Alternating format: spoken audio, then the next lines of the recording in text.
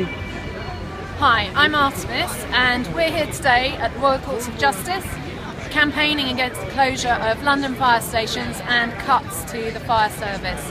I'm one of the founding members and behind a group called Save London Fire Stations 10, SLFS 10, doesn't really trip off the tongue, and we are campaigning very hard because this is an issue that has been a little bit neglected in the general austerity picture, but definitely needs to be in there amongst NHS, cuts to the education service. It's all part of the same big picture, and we do desperately need to be joining up the bits of the jigsaw so that we can see what is happening.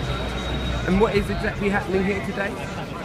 Here today, 7 London councils have made an application for judicial review of the decision by Boris Johnson to close 10 London fire stations and lose 552 firefighter posts, 14 fire engines and 2 FRUs.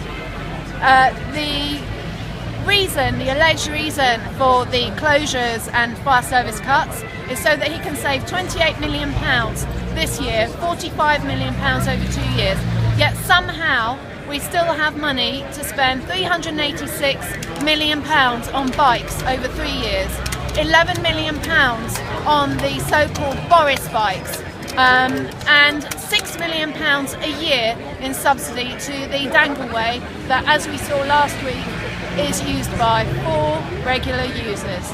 Everybody in London needs and uses the fire service, not just for fires. If you're in a car accident, if you are a cyclist under a bus or under a taxi in some kind of collision, you need the fire service.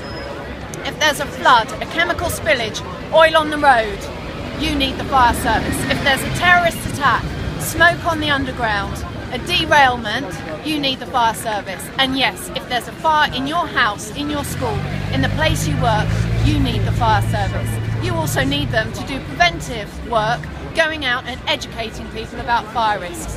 You need the fire service. Please save your fire stations.